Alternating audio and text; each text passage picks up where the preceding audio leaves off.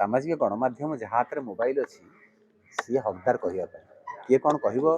कि कौन विचार कर जाना कि विचार कथा ये पीयूष निजे तो दरमाटी बढ़े ना पीयूषर दरमाटा आउ जन बढ़े पीयूष चोर नुह चोरी कर नेला ताको कहीं देले कौट गोटे प्रतियोगिता है तार प्रभाव दर्शक उपर पड़ला बा रेट बढ़ला ठीक अच्छे गाँ गहली पर्वपर्वाणी जो नाटक जदि पैसा बढ़ कष्ट हम किंतु से कथा लगाम बर्तमान समय आसी मालिक मैंने एकाठी हे सरकार चिंता कले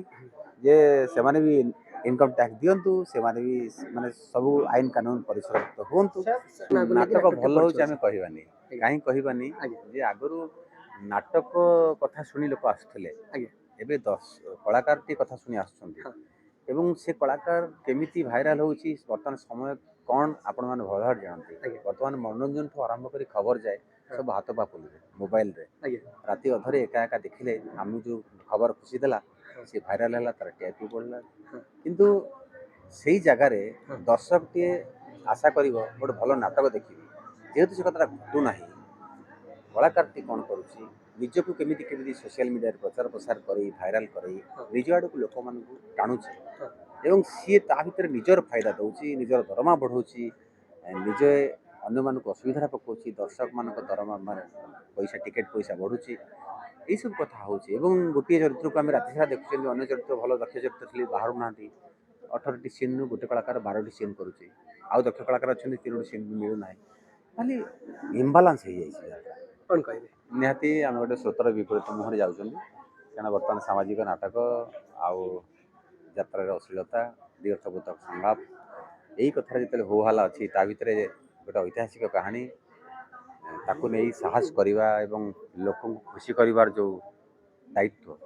एक बड़ गुरु दायित्व लोक केते खुशी हे मुझे कहीपरि ना किंतु आम निज कर्तव्य ठीक भाव करने को हम एका मुझे ना गोटे बड़ टीम अच्छी काम कर गवेषणा कर कहानी उपरे जे सिनेमार पार्टा रोटा रेकर्डिंग हम तार जो निर्देशक अच्छा स्टेज क्राफ्टर जो निर्देशक अच्छा साउंड लाइटर निर्देशक अच्छा कस्ट्यूम डिजाइनर अच्छा समस्त बड़ बड़ क्षेत्र में ना कर लोक अच्छा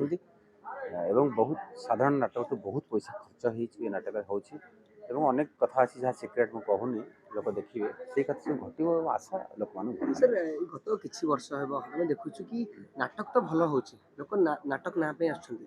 कास्ट मान ना कास्ट मान नाटक भल हो कहबानी कहीं कहबानी जे आगु नाटक कथा शुणी लोक आसुले एबे कलाकार टी कथा शुणी आसुछन्ति से कलाकार केमिति भाइराल होउछि वर्तमान समय कौन आपण मैंने भल जानते बर्तमान मनोरंजन ठू आरंभ कर खबर जाए सब हाथ पापुल मोबाइल रे राति अधरे एका एका देखिले आम जो खबर खुशी देला सी भाइराल है तार टीआरपी बढ़ला किंतु से जगार दर्शक टे आशा कर गोटे भल नाटक देखिए जेहेतु से कथा घटू ना कलाकार टी कौन करुच्ची निजक केमिति केमिति सोशल मीडिया प्रचार प्रसार कर भाइराल कर निज आड़ को लोक मान टाणुची एवं सी ता भर निजर फायदा दौर निजर दरमा बढ़ाऊँगी निजे अन्य मानक असुविधा पकाउछि दर्शक मान दरमा पैसा टिकेट पैसा बढ़ुची यही सब कथा हूँ गोटे चरित्र को आम राति सारा देखुचे अन्य चरित्र भल दक्ष चरित्र थी बाहर ना 18टी सीन गोटे कलाकार 12टी सीन करुचे आउ दक्ष कलाकार अच्छा 3टी सीन मिलूना खाली इम्बालांस हो जाए यात्रा छोट छोट कलाकार छोट छोट अभिनेता गोटे सीन बाहर थे बहुत ना करते मन रोथे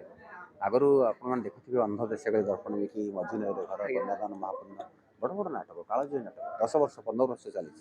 एवं तो 6 मास नाटक बंद कौ नाटक तो आखाड़ा घर बंद आ कारण नाट्यकार निर्देशक ना यार कारण हूँ समय और परिस्थिति एवं दक्ष कलाकार अभाव कलाकार माने चंडा शोक तो लव स्टोरी आउ गोटे जगार विदेशी जड़े आसी ए माटीर झील प्रति आकृष्ट हो युद्ध कर कथा गला आठू बड़ लव स्टोरी कौन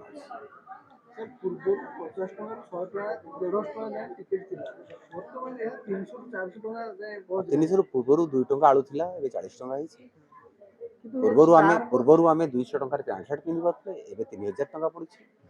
से कथा को भी मुझे 100 ରୁ 100 ग्रहण करी ना जे रेट बढ़ी जाइए रेट बढ़ी लोकों पकेट को पैसा आसी लोकंर आर्थिक स्थिति बदली रेट बढ़ू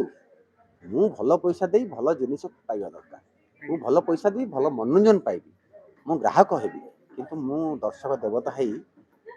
ଲୋକମାନେ ମୋତେ ପଥର ଦର୍ଶକମାନେ କଳାକାରମାନେ ମୋତେ ପଥର କହି ନ ଠକି ଦିଅନ୍ତି। କିନ୍ତୁ ଆଉ କିଛି ଦିନ ତଳେ ଯେତେବେଳେ ବିବାଦ ଦେଖାଯାଇଥିଲା ପିୟୁଷକୁ ନେଇକି ତାଙ୍କୁ ବିଭିନ୍ନ ପ୍ରକାର ସମାଲୋଚନା କରାଯାଇଥିଲା କି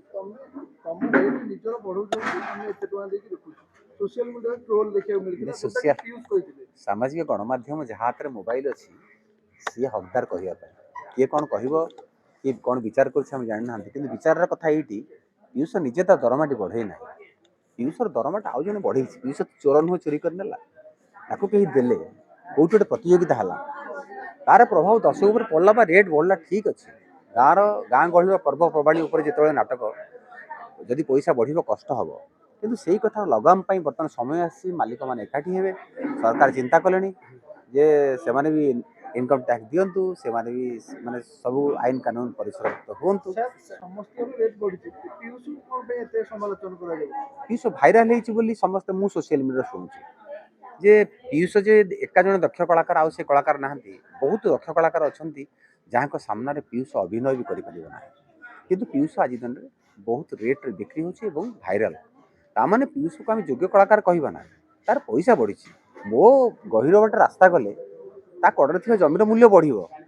200 ଟଙ୍କା ଜମିଟା 2 ଲକ୍ଷ ଟଙ୍କା ହେବ। ତା ମାନେ ନୁହଁ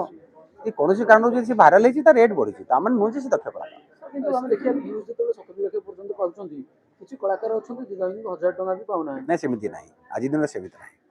ଆଜି ଦିନରେ ଟେକ୍ନିସିଆନ ଟେକ୍ନିସିଆନ ମାନେ କାହାକୁ କହୁଛନ୍ତି? ଟେକ୍ନିସିଆନ ମାନଙ୍କ ଦରମା ବି ବହୁତ ଅଛି। ଯାତ୍ରା ଭିତରକୁ ଯଦି ଆମେ ସମ୍ପୂର୍ଣ୍ଣ ଭାବେ ପଶିବା, ସୋସିଆଲ ମିଡ଼ିଆ ନ ଶୁଣିକି ତାହେଲେ ସବୁ ଜାଣିପାରିବା କାହାର ଦରମା କ'ଣ ଅଛି। କେବଳ ଲେବର ମାନଙ୍କର। ସାର୍ ଏଇ ଚଣ୍ଡାଶୋକ ଯୋଉ